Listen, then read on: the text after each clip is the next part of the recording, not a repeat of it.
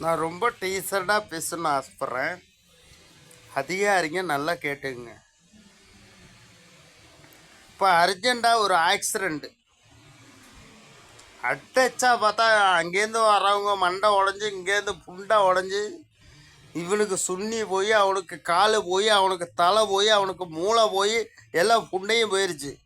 நான் நிதானமாக இருக்கேன். 4 பேர்த்தில் ஒருத்தர் நிதானமாக இருக்கேன். ஃபோன் எடுத்து உடனே ஆம்புலன்ஸுக்கோ போலீஸுக்கோ ஃபோன் பண்ணுறோம். நீங்கள் உங்கள் புண்டை கதையெல்லாம் வந்து வந்து போலீஸுக்கு அறிவிக்க உண்டு. ஹிந்தியில் சொல்கிறீங்க, இங்கிலீஷில் சொல்கிறீங்க, மலையாளத்தில் சொல்கிறீங்க, தமிழில் சொல்கிறீங்க. உங்கள் கதை புண்டையெல்லாம் முடியறதுக்குள்ளே இங்கே உயிர் பேருண்டா தேவைடாமனுங்களா? எவன்டா இந்த சட்டத்தை கொண்டு வந்தவன் புண்டாவனுங்களா?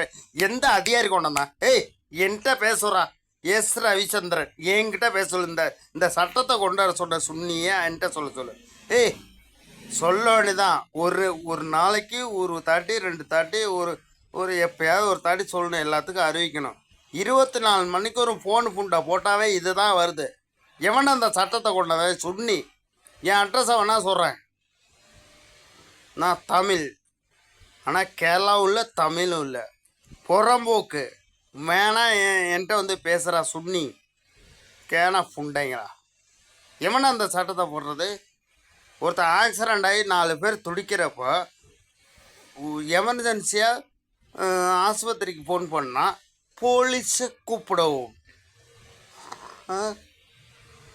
தமிழ் பாசை முடிஞ்சவொடனே மலையாள பாசை, மலையாள பாசை முடிஞ்சவொடனே தமிழ் பாசை, அப்புறம் வேற எக்ஸ்ட்ரா. இது நீதிமன்றமா இல்லை கோய் கூதிமன்றமாடா கேன புண்டைங்களா? மரியாதை புண்டை இந்த சட்டத்தை மாற்றிக்குங்க. மரியாதை புண்டையா புண்டை தெரியுமா? அந்த புண்டையா மரியாதை புண்டைய சட்டத்தை மாற்றிக்குங்க. இல்லைன்னு வச்சுக்கோ, ஏகப்பட்ட உயிர் போயிட்டே இருக்கும். உங்கள் சட்ட புண்டை காப்பாற்றுறதுக்கு தான், உயிரை எடுக்கிறதுக்கு இல்லை. மரியாதை புண்டை அதை யோசிங்கடா கேன புண்டைங்களா? எவன்டா அந்த சட்டம் போட புண்டாமா? ஏய், expect to expect, mind to your mind. மரியாதை சட்டம் போடுங்க, மரியாதையை நடவடிக்கை பண்ணுங்க.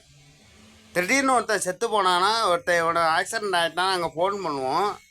உடனே நீங்கள் உங்களோட காவல் ஆளில் உங்கள் விலாசம் உங்கள் விளம்பரம் பார்க்குறதுக்காக நாங்கள் ஃபோன் பண்ணுறோம். ஆஸ்பத்திரிக்கு தாண்டா ஃபோன் பண்ணுறேன் கேன புண்டைங்களா? டைரக்டாக ஃபோனு ஆஸ்பத்திரிக்கு தான் போகணும், இல்லை உங்கள் விளம்பர புண்டை பார்க்குறதுக்கு.